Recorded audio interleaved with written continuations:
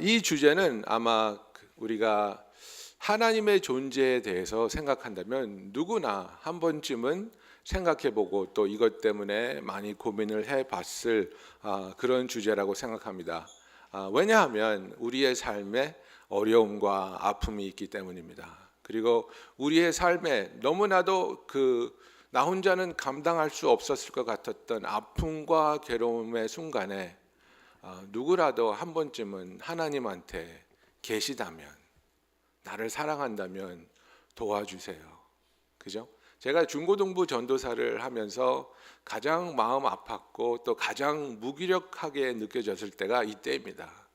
아이들이 저한테 와서 기도를 부탁하고 울죠. 엄마 아빠가 이혼하려고 그러는 것 같아요. 너무 무서워요. 그러면 제가 해줄 수 있는 말이 뭐겠습니까? 기도하자. 하나님이 우리 기도를 들어주실 거야. 기도하자. 그런데 3달 있다, 6개월 있다가 저한테 오죠. 이혼하셨어요. 하나님이 어디 있는 거예요? 하나님이 있다면 내가 그렇게 간절히 기도했는데 왜 우리 엄마 아빠가 이혼했어요? 그러면서 그 아픔을 견디지 못해서 신앙을 접어버리는 아이들이 있습니다. 저와 여러분들도 그렇게 다른 삶을 살아왔다고 생각하지 않습니다. 부모들의 불화나 또 내가 사랑하는 사람을 잃어버린 경험, 또 집안에 있는 문제나 또 병든 사람 때문에 너무나 아파하고 괴로워하고 두려워하고, 또 지금 이 시간에도 나의 직장에 대한 security나 또 내가 지금 결혼해서 가정을 꾸리고 있지만은 부부간의 불화나 또 내 아이가 아프고 또 다른 사람의 눈에는 내 아이가 정상적이 아니라고 비춰질 때 하나님 어디 계신 건가요? 하나님 왜 나를 돕지 않으십니까? 하나님 내가 이렇게 기도하는데, 내가 이렇게 아파하는데 하나님은 어디 계신 건가요? 예수 그리스도의 부활과 또 하늘로 승천하신 후에 펜테코스트를 통해서 오순절을 통해서 성령님이 임하셨고 교회는 담대하게 복음을 전파하면서 폭발적으로 성장하기 시작했습니다. 엄청난 수의 교인들이 물밀듯이 쏟아져 들어왔고 종교적 지도자들의 핍박에도 굴하지 않고 계속해서 기도하며 성령 충만하며 담대하게 복음을 전하고 엄청난 기세와 수로 성장하고 있었던 예루살렘 교회였습니다. 그런데 갑자기 한순간 7명의 일꾼으로 선택되었던 스데반이 거짓 증인으로 하여금 거짓 재판에 서게 되고 돌로 맞아 죽는 순교가 일어났고, 그 순교를 계시하여서 예루살렘 교회는 엄청난 핍박이 시작되었습니다. 그래서 8장 1절에 보면 사울은 그가 죽임당함을 마땅히 여기더라. 그날에 예루살렘에 있는 교회에 큰 박해가 있어 사도 외에는 다 유대와 사마리아와 모든 땅으로 흩어지니라 그랬습니다. 사도들 빼놓고 평신도들은 모두 다 다른 지방으로 유대와 사마리아로 흩어졌다고 했습니다. 제일 처음 예수님의 이름으로 세웠던 교회가 성령 충만함으로 말미암아 은혜가 넘치고 기적이 넘치고 은사가 넘쳤던 교회가 하루아침에 풍지박산이 난 것입니다. 그럴 때에 이 도망쳐 가던 성도들의 마음에 저희와 똑같은 질문이 있었겠죠. 하나님 왜 가만히 계셨어요? 하나님 왜 우리를 돕지 않으셨어요? 하나님 왜 이런 일이 우리에게 일어나도록 허락하셨습니까? 우리의 삶에서 일어나고 있는 아픔과 우리의 삶에서 일어나고 있는 실망과 두려운 일들을 하나님은 왜 방관하고 계신 걸까요? 하나님은 우리를 사랑하지 않으시는 걸까요? 하나님은 우리를 도우실 능력이 없으신 걸까요? 하나님은 우리를 포기하신 걸까요? 여러 가지 생각과 여러 가지 두려움이 우리를 힘들게 하고 또 우리를 마비시켜서 찬양을 할 수도, 기도를 할 수도, 예배를 드릴 수도 없는 그런 상태까지 몰아갑니다. 그래서 저는 오늘 이 말씀을 통해서 몇 가지 하나님께서 이런 일을 허락하시고 이런 일을 통해서 하시고자 하는 목적은 무엇인지 여러분과 같이 생각해 보려고 합니다. 가장 먼저 우리가 너무나도 자연스럽게 깨달아야 되고 그리고 받아들여야 하는 것은 죄 때문이라는 사실입니다. 우리가 죄인이고 우리가 타락한 세상에 살기 때문에 우선적으로 이 세상에는 아픔이 있고 질병이 있고 사고가 있고 죽음이 있다는 사실입니다. 엄청난 사고들이 일어나지 않습니까? 9/11이라는 사고를 통해서 3,000명이 넘는 사람이 한순간에 목숨을 잃었습니다. 그 사람들은 우리보다 더 많은 죄를 진 사람들이었을까요? 그 사람들은 흉악한 사람들만 모아서 그 빌딩에 모아놨다가 하나님이 데리고 가셨을까요? 그렇지 않습니다. 누가복음 13장 4절에 보면 예수님이 이렇게 말씀하십니다. 또 실로암에 망대가 무너져 치어 죽은 18사람이 예루살렘에 거한 다른 모든 사람보다 죄가 더 있는 줄 아느냐? 너에게 이르노니 아니라 너희도 만일 회개치 아니하면 다 이와 같이 망하리라. 무슨 얘기입니까? 우리는 모두 다 죄인이라는 겁니다. 모두 다 죄인이기 때문에 우리에게 어떤 모습으로 사고가 일어나고 죽음이 다가와도 놀라울 일이 아니라는 겁니다. 다만 아직도 우리가 살아있고 여기서 생명을 부지하고 있는 이유는 하나님이 자비하시기 때문에 하나님께서 우리를 향한 진노를 참으시고 기다리시며 우리가 회개의 길로 들어서서 하나님으로부터 진노를 당하지 않고 오히려 하나님의 은혜와 자비와 긍휼 속에서 죄를 용서받고 구원을 얻기를 바라시기 때문이라는 사실입니다. 여러분, 우리가 죄에 타락한 이 세상에서 살면서 사고를 피할 수 없습니다. 엄청난 일들이 일어나지만 그러나 그 와중에도 하나님의 함께 하시며 도우시며 그것을 통해서 하나님이 우리가 알지 못하는 일을 계획하고 이루고 있다는 사실을 알아야 합니다. 우리가 죄 때문에 살면서 또 하나 깨달아야 할 것은 우리가 죄를 지었을 때 하나님께서는 그것을 방관하지 아니하시고 우리로 하여금 그 죄로부터 돌이키도록 우리를 징계하신다는 사실입니다. 이것은 우리를 정죄해서 지옥으로 보낸다는 이야기가 아니라 어떻게 해서든지 우리가 하나님을 향하게 하려는 아버지의 마음이고 결심이라는 사실입니다. 히브리서 12장 6절에 보면은 주께서 그 사랑하시는 자를 징계하시고 그가 받아들이시는 아들마다 채찍질 하심이라 하였으니 너희가 참음은 징계를 받기 위함이라. 하나님이 아들과 같이 너희를 대우하시나니 어찌 아버지가 징계하지 않는 아들이 있으리요? 징계는 다 받는 것이오늘 너희에게 없으면 사생자요 친아들이 아니니라 라고 말하고 있습니다.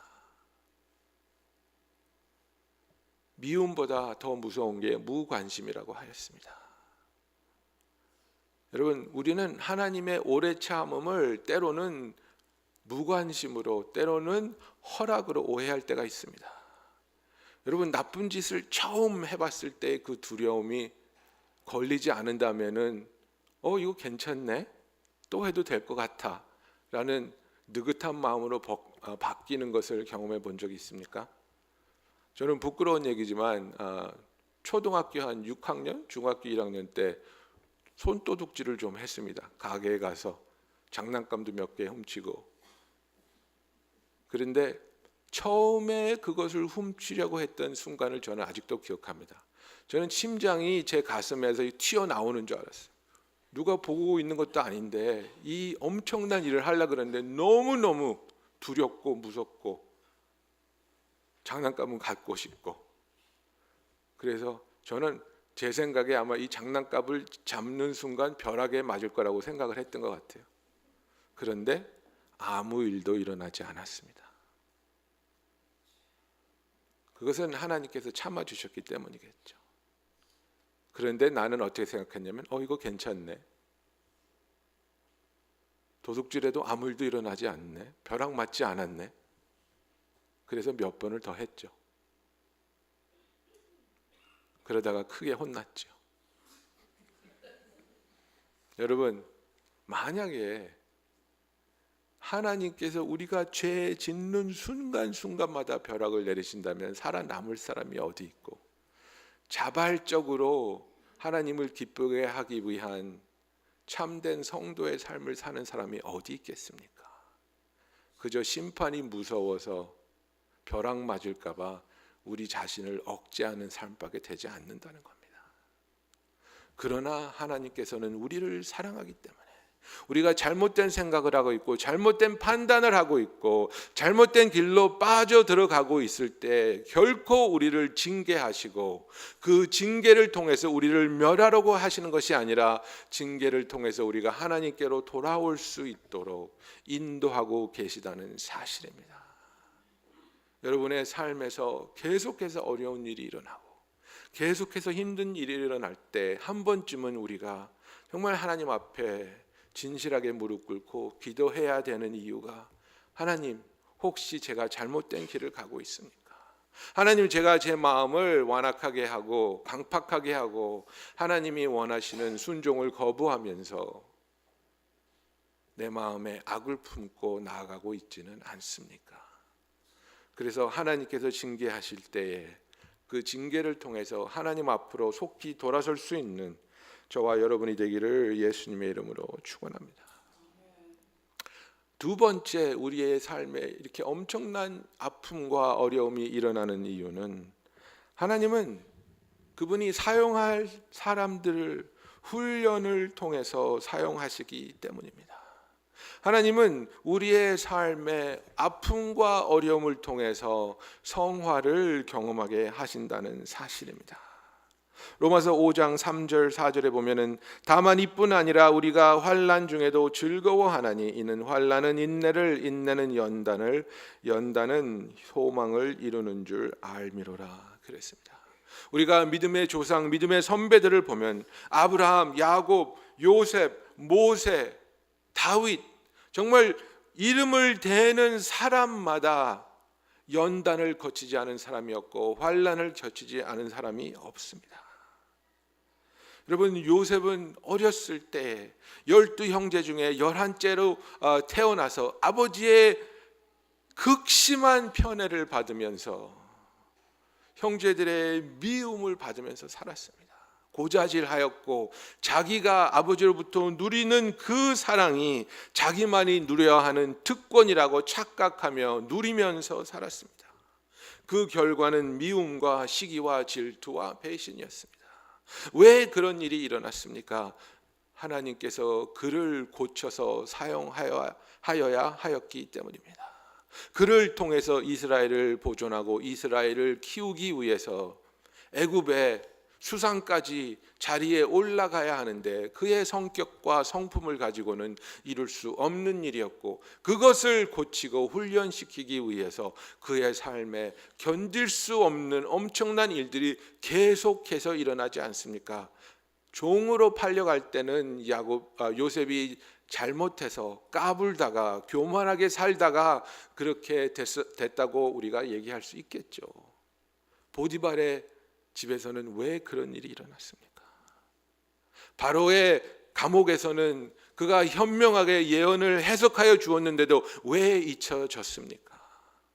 왜 그가 그 오랜 세월을 바로의 감옥에서 그 험난한 세월을 지나야 했습니까?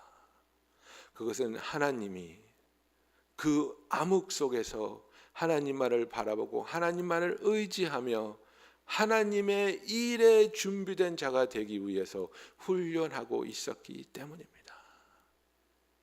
나일강에서 건져낸 모세가 바로의 딸의 아들이라는 명칭을 얻으면서 바로가 될 수 있는 기회가 있었음에도 불구하고 자기도 자라면서 어머님의 가르침을 통해서 유대 민족을 구원해야 할 특별한 임무를 가지고 태어났다는 것을 알았습니다. 그러나 40살 되던 때에 자기도 모르게 욱하는 마음에 백성을 돕겠다고 한 사람을 때려 죽이고 그 사건으로 인해서 미디안 광야로 쫓겨나서 도망가서 40년을 지내지 않습니까? 여러분, 40년이라는 세월이 얼마나 긴 세월입니까? 얼마나 하나님을 원망하고 하나님 앞에 얘기하고 또 자기 자신을 돌아보는 후회를 했겠습니까? 그 한순간을 내가 잘못 선택하고 판단하여서 이제 나는 버려졌는 것일까? 이제 나는 하나님께서 잊어버렸을까? 이제 우리 백성들의 구원자는 없는 것일까? 여러분, 하나님께서 우리를 훈련하고 계실 때 가장 어렵고 아픈 것은 무엇이냐면요, 하나님이 언제 어떤 모습으로 훈련을 끝내고 우리를 일으켜 세울지 모른다는 사실입니다. 모세에게 모세야 40년만 참어. 40년만 참으면 내가 너를 불러서 이스라엘을 애굽에서 이끌어낼 것이야 라는 말 없었습니다. 요셉에게 요셉아 조금만 더 참어. 바로가 이제 꿈을 꿀 터인데 그 꿈을 해몽하면 너는 애굽의 수상이 될 것이야. 이런 말씀 없었습니다. 약속도 없었고 기약도 없었습니다. 그저 묵묵히 그 고난의 순간을 하나님만을 바라보면서 신앙을 지켰어야 하는 정말로 힘들고 정말로 처절한 아픔의 순간이었습니다. 그런데 여러분, 저와 여러분이 그와 비슷한 순간을 지나간다는 생각해 보셨습니까? 부부간의 문제도 그렇고 자식의 문제도 그렇고 사업의 문제도 그렇습니다. 우리는 하나님 앞에 부르짖습니다. 우리는 하나님 앞에 치유와 자유와 회복을 위해서 기도하지만 하나님께서는 우리 생각만큼 40일 금식하면 들어줄 거야, 100일 철회하면 들어줄 거야 하고 이렇게 제한을 주시지 않습니다. 내가 언제 직장이 생길지, 내 아이가 언제 낳게 될지, 내 부부 관계가 결혼 생활이 언제 회복될지 그런 기약은 없습니다. 그러나 하나님은 나를 믿으라. 내가 너를 다루고 있고 이 상황을 바꾸고 있고 내가 너의 삶에서 역사하고 있다는 사실입니다. 이 아픔의 시간을 이겨냈을 때에 우리 믿음의 선지들은 하나님의 놀라운 쓰임을 받고 하나님을 통해서 그들의 삶이 변화되고 구원받는 역사를 경험합니다. 아픔의 순간을 지나고 계시는 성도 여러분, 하나님 안에서 하나님만을 바라보며 하나님께서 주시는, 하나님께서 우리에게만 허락하시는 예수 그리스도를 통해서 넉넉하게 이길 수 있는 하나님의 은혜가 있기를 예수님의 이름으로 축원합니다. 뭐라고 위로의 말씀을 드릴 수가 없습니다. 그러나 하나님은 신실하시며, 그러나 하나님은 약속을 지키시고, 그러나 하나님은 능력의 하나님이시기 때문에 저와 여러분을 하나님의 영광을 드러내기에 조금도 부족하지 않고 합당한 자로 성화시켜 나가고 치유하고 계시며 자유함을 얻게 계시는 것을 믿고 하나님께 감사드리기 원합니다.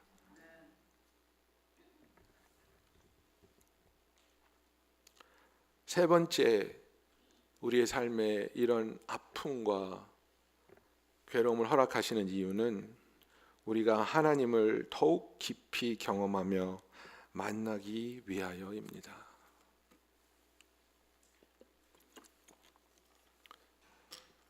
여러분, 우리가 가끔 그런 기도도 하고 그런 찬양을 합니다. 주님을 알기 원합니다. 더 깊이 알기 원합니다. 겁 없이 하는 기도예요, 여러분. 웬만한 배짱 가지고는 그런 기도하면 안 돼요. 주님을 더 깊이 안다는 것은 뭡니까? 주님의 사랑만을 안다는 게 아니라 주님의 고난에도 동참한다는 기도이기 때문입니다. 빌립보서 1장 29절에 이렇게 말씀하고 있습니다. 그리스도를 위하여 너에게 은혜를 주신 것은 다만 그를 믿을 뿐 아니라 또한 그를 위하여 고난도 받게 하려 하심이라 그랬습니다. It has been granted to you on behalf of Christ, not only to believe in Him, but also to suffer for Him. 이렇게 되어 있습니다. 우리가 예수를 더 깊이 안다는 것은 예수님의 고난에 참여하게 되고 예수님이 얼마나 우리를 위해서 희생하셨는지 그 깊이까지 깨닫게 되는 너무나도 아프고 너무나도 두렵지만 그러나 너무나도 영광스러운 순간이라는 사실입니다. 여러분, 욥의 생을 한번 돌아보십시오. 아들, 딸들이 한순간에 다 죽어버렸습니다. 자기의 재산이 다 날아가 버렸습니다. 부인은 자기 보고 하나님을 저주하고 죽으라 그러고 도망가 버렸습니다. 온몸에 역창이 나서 너무너무 가려워서 벽돌로 몸을 긁고 있다 그랬습니다.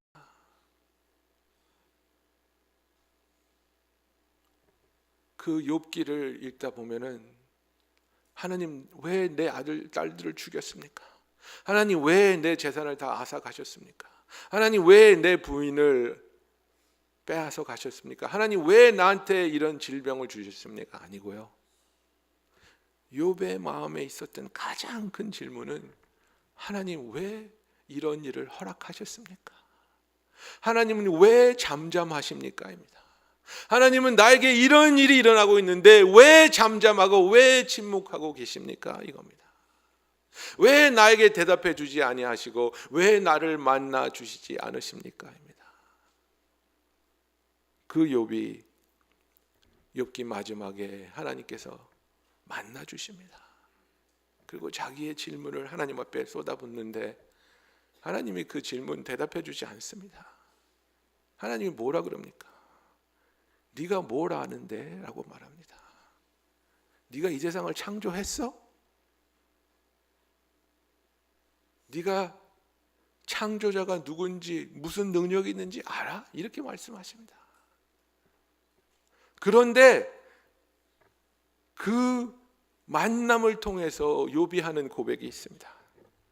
42장 5절에 보면 욥기 42장 5절에 보면 내가 주께 대하여 귀로 듣기만 하였사오나 이제는 눈으로 주를 배움나이다 라고 말합니다. 내가 전에는 귀로만 책으로서만 다른 사람을 통해서 하나님에 대해서 알고 들었는데 이제는 하나님을 내가 직접적으로 만나고 있다는 겁니다. 깊이가 있다는 겁니다. 경험이 있다는 겁니다. 이제는 다른 사람의 하나님이 아니라 나의 하나님이 되어주셨다는 것을 욥이 깨닫고 거기에 대한 감사가 있는 겁니다. 우리의 아픔을 통해서 우리가 부르짖을 때 우리가 간절히 하나님만 원하게 될 때 우리가 더욱더 진실되게 하나님 앞으로 나올 때 우리는 다른 사람의 하나님으로 남아있지 않고 우리의 하나님, 나의 하나님으로 나를 만나주시는 하나님을 경험하게 되는 것입니다. 여러분, 야곱의 이야기를 생각해 보십시오. 야곱이 아비를 속이고 형을 속이고 장자권을 빼앗아서 도망가다가 광야에서 하나님을 만났습니다.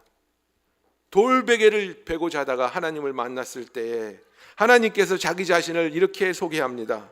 창세기 28장 13절에 또 본즉 여호와께서 그 위에 서서 이르시되 나는 여호와니 너희 조부 아브라함의 하나님이요 이삭의 하나님이라 내가 누워 있는 땅을 내가 너와 내 자손에게 주리니 이렇게 말합니다. 나는 너의 할아버지 아브라함의 하나님이고 너의 아버지 이삭의 하나님이라고 소개합니다. 야곱이 삼촌 라반의 집에 가서 큰 부를 축적하고 가정을 꾸리고 부인들과 자식들을 데리고 이제는 자기 땅으로 돌아올 때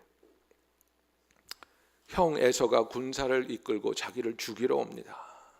너무나 두려웠습니다. 자기 양떼들을, 자기 짐승들을, 자기 종들을, 그 다음에 자기 자식들을, 그 다음에 자기 부인들을 자기에게 중요한 사람의 레벨을 두어서 하찮은 사람부터 가장 소중한 사람까지 한 그룹 한 그룹 야복강을 건너게 하고 자기는 거기서 하나님과 씨름을 하는 거죠. 그때 야곱이 하나님에 대해서 이렇게 말을 합니다. 32장 9절에 야곱이 또 이르되 내 조부 아브라함의 하나님 내 아버지 이삭의 하나님 여호와여, 주께서 전에 내게 명하시기를 내 고향 내 족속에게로 돌아가라, 내가 내게 은혜를 베풀리라 하셨나이다.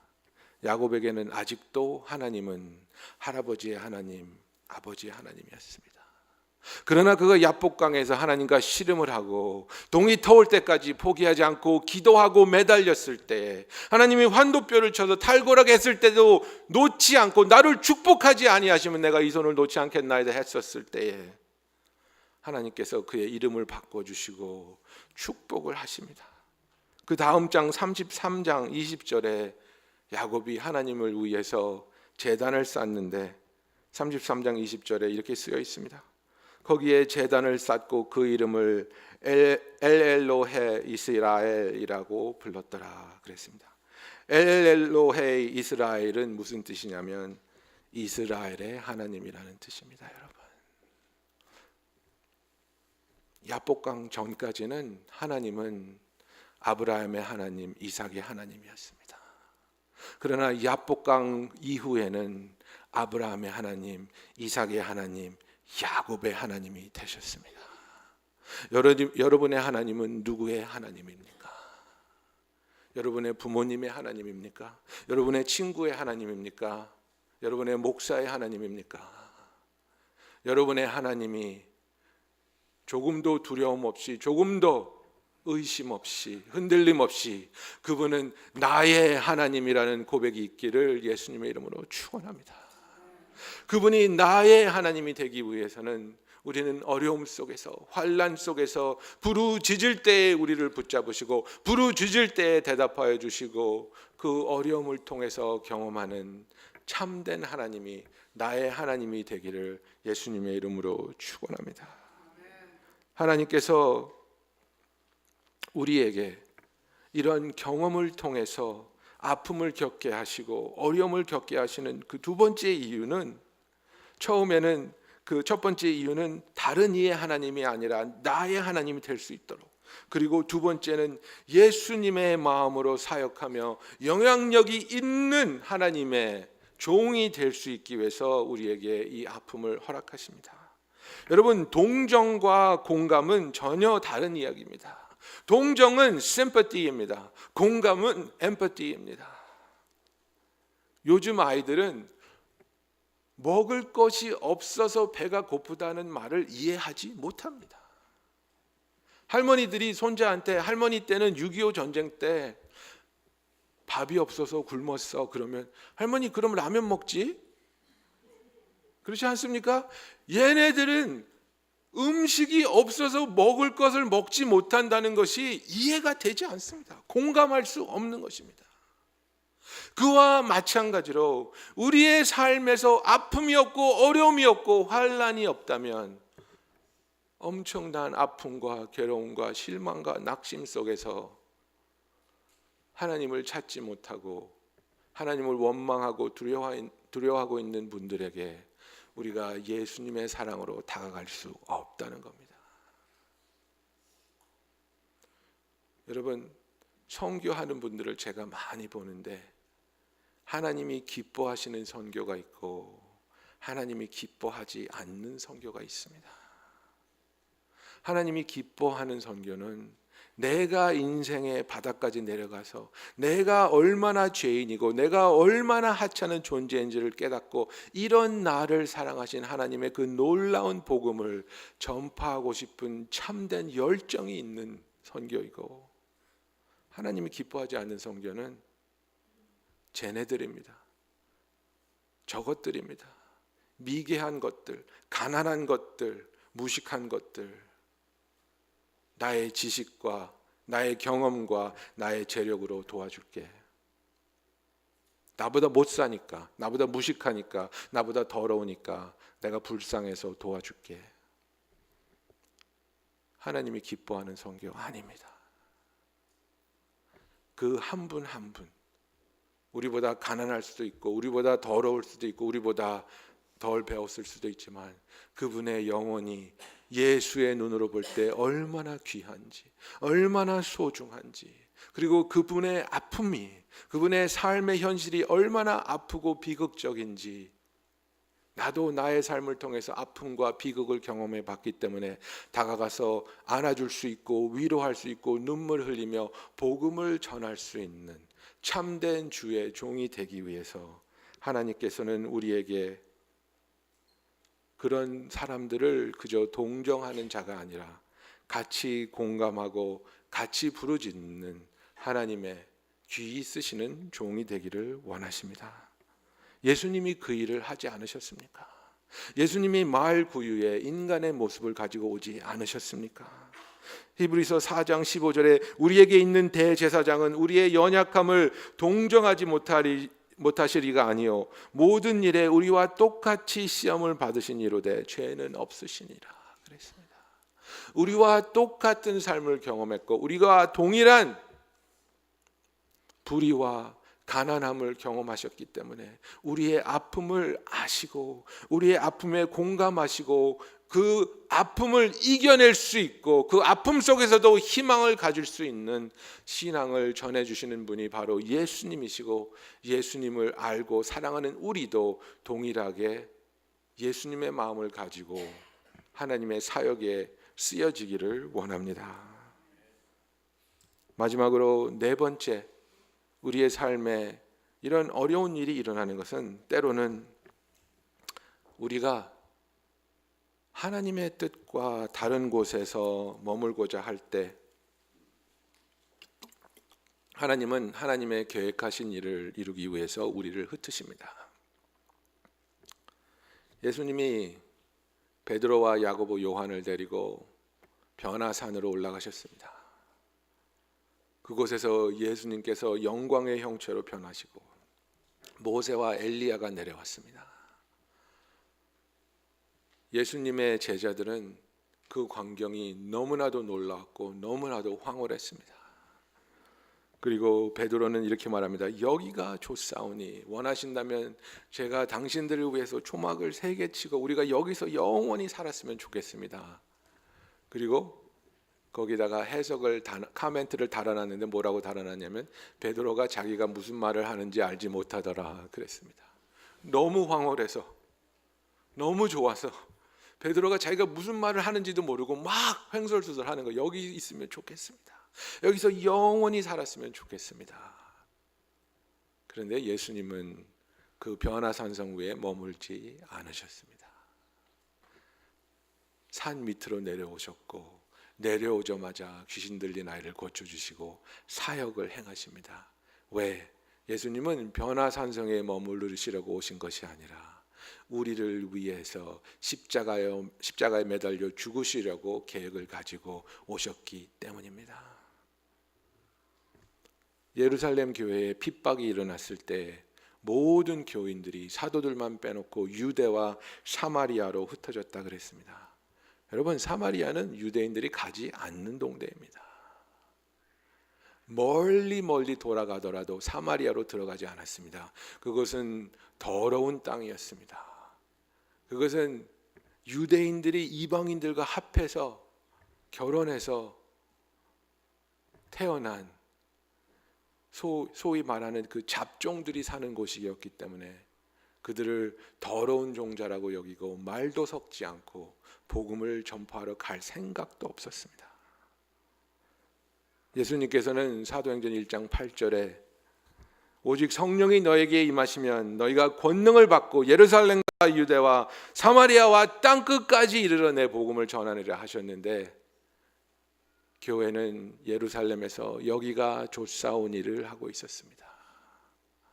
교인이 3,000명이 되고 5,000명이 되고 수만 명으로 늘어날 때 그들은 여기가 좋사오니 하고 있었습니다. 그때 예수님께서 주신 그 명령을 잊고 살던 이들에게, 하나님의 뜻과 다른 곳에서 머물고자 하던 이들에게 하나님께서 오셔서 이들을 흩으십니다. 사울을 통해서 유대인의 종교 지도자들을 위해서 흩었는데, 우리가 돌아서 보면은 교인들을 그렇게 핍박한 사울의 그 악행을 오히려 하나님께서는 교회가 더욱더 건강해지고 교회가 더욱더 강하여지고 교회가 더욱더 예수님의 목적에 일치하는 교회가 될 수 있도록 사용하지 않으셨습니까? 빌립은 사마리아로 내려갑니다. 그가 가기 원하지 않았던 곳이었습니다. 그들이 사랑하지 않던 자들이 사는 곳이었습니다.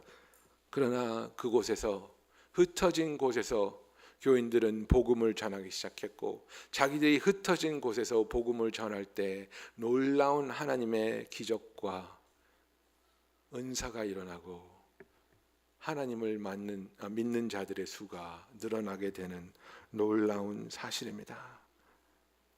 우리가 잘 아는 말씀, 우리가 알거니와 하나님을 사랑하는 자 곧 그의 뜻대로 부르심을 입은 자들에게는 모든 것이 합력하여 선을 이루느니라 그랬습니다. 여러분, 우리의 삶에 때로는 우리의 잘못 때문에, 우리의 고집 때문에, 우리의 죄 때문에 하나님께서 우리를 단련하시고 징계를 내리시고, 그러나 그 징계의 목적은 우리를 멸망시키려는 것이 아니라 아버지께로 돌아올 수 있도록, 아버지께로 돌아오지 못하게 하는 것들을 우리의 삶에서 제거하는 과정이라는 것을 알고 감사할 수 있는 저와 여러분이 되기를 원합니다. 여러분, 우리의 삶에서 하나님께서 모난 성격, 이기주의적인 성격, 다혈질의 성격, 하나님이 쓰시기에 적합하지 않은 부분을 환난과 어려움을 통해서 우리를 겸손하게 하시고 하나님을 의지하게 하시고 하나님 안에 변화되어서 하나님이 쓰기에 합당한 자로 만드시는 과정인 것을 믿고 감사하기 원합니다. 하나님께서 우리에게 예수를 더욱더 깊이 만나며 더욱더 깊이 만난 예수와 함께 아픔 속에서 실망하고 절망하고 있는 자들에게 같이 공감하며 같이 울어주며 같이 기도할 수 있는 하나님의 마음을 품을 수 있는 저와 여러분이 되기를 원합니다. 여러분, 우리 다 같이 기도하겠습니다. 우리는 하나님을